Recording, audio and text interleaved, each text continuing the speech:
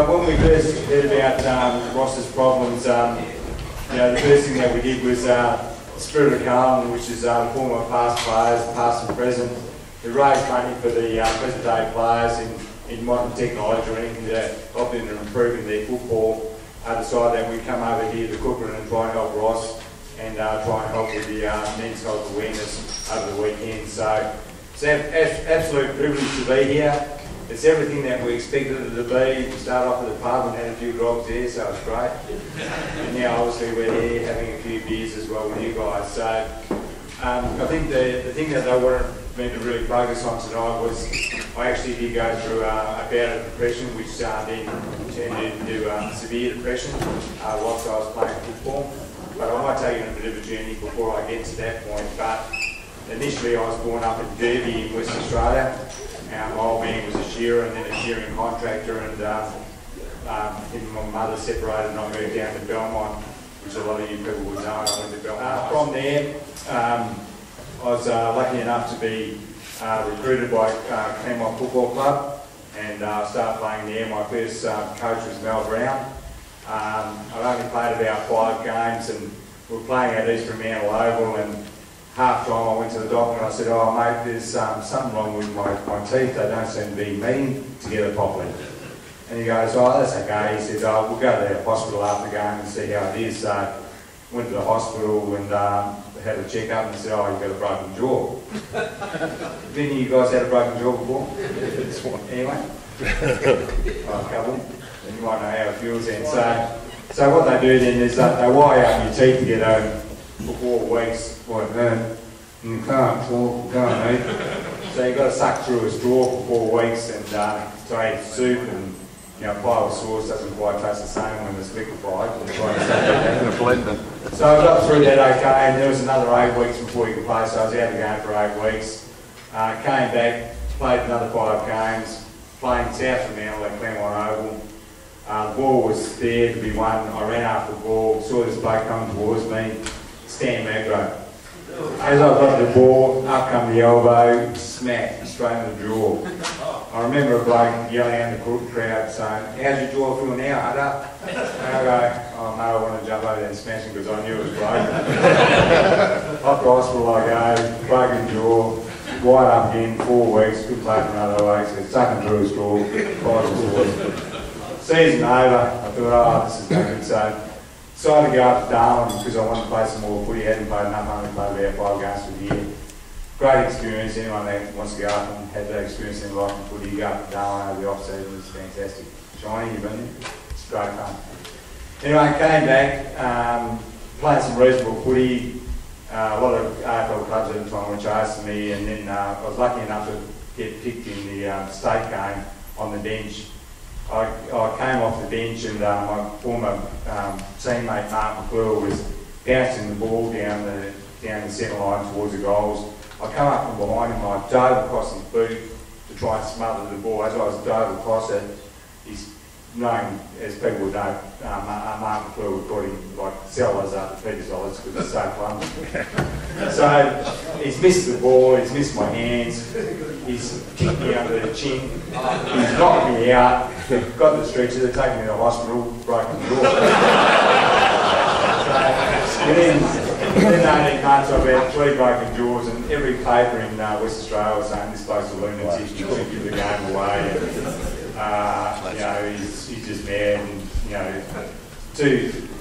he's just not, shouldn't play for me anymore. So I was only 19, my degree was just beginning, I just didn't want it to end. So luckily after that I started to play reasonable football, and a lot of clubs started chasing me again, and I went over as a guest at Carlton, and I was only meant to be there as just to go and have a bit of a look, but they got me down in the committee room, and a bloke called George Harris, who was the president at the time, and another committeeman, John Manuzzo, they got me down in the president's room after the game, and they almost made it seem like they were doing me the actual favour by me coming to play with them, and I only being 19 or 20, sort of fell into it and said, yeah, no worries, and I signed on. I think it was for $5,000 at the time, which was nothing.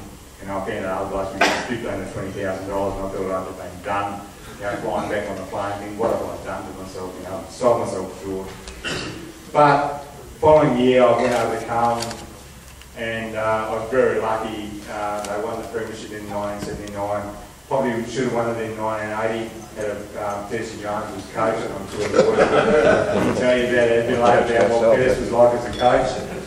But I was lucky enough to come over with Peter Pizzasto and myself, and David Parkin was the new coach. And 1981, we finished on top of the ladder, won the premiership, which we expected to, and we had a great time in 87.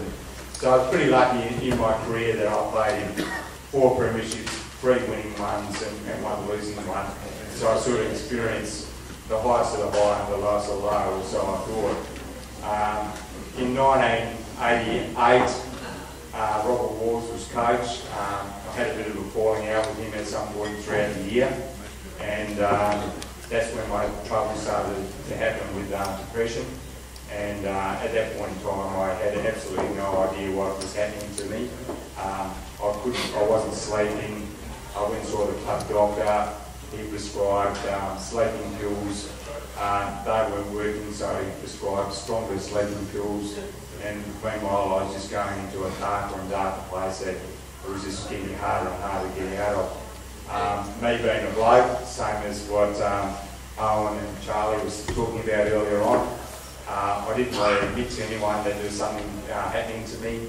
I thought that I could beat it myself. Hell, I've beaten everything else in my life, including, getting over overcoming breaking doors that I can get over whatever's happening to me. And then you get blokes coming to you and they'd be saying like, snap out of it, and if only you could, but you can't. It's the easiest thing to say to somebody when you're in that state of mind, snap out of it. And I wish I could. I missed the whole 1988 final season because of depression and then severe depression. And I found it really, really tough because I could cope with injury. I mean, you could touch it, you could feel it, you could see it, but with a depression, you couldn't actually touch it, you couldn't see it, you couldn't feel it. So I really struggled with that, and I had to go. I was admitted to a psychiatric hospital, and it was only through taking the advice of professionals that I was able to understand what I was going through, and to treat it like another injury, and to say, well, I need to take on board what they're saying, take the medication that they're prescribing. I hate taking medication at the best of times, but knew that if I didn't take it, I was going nowhere fast, so I had to listen to what they were telling me. And eventually I started to come through with it, and it's a really tough fight, I can tell you. And I know Charlie was making light of some of the things that he's been through, but anyone that's been through it, and I'm sure that there's people in this room, and I know that quite openly, Jeff Southby has spoken about his problems that he's had with depression over the years, and it's one of the toughest fights that you can go through in your life. But I can tell you now, you can get through it, you come out the other side a better person, you really do. Because I think life's a journey, and that is just another chapter, just another experience, and another chapter in my life, and just another chapter in the book of life. So it's worth hanging in there. And if any of your mates have been through it or gone through it, please don't say to them, snap out of it. That's the worst thing you can say to them, because you can't seek help. Encourage them to go and talk to their GP, try and help them through it. As Owen said, being in a community like this, you're isolated, it's hard to get help, but being in a community that you are, and I know what communities are like, they're very strong, and you can help each other. And please, if you're in that situation, and you do need help, don't be afraid to go and talk to your mate, to your neighbour, to your GP, because they're more than willing to help you get through this. And believe me, like I said, if you get through this, you're a better person for it. And thanks very much for your time.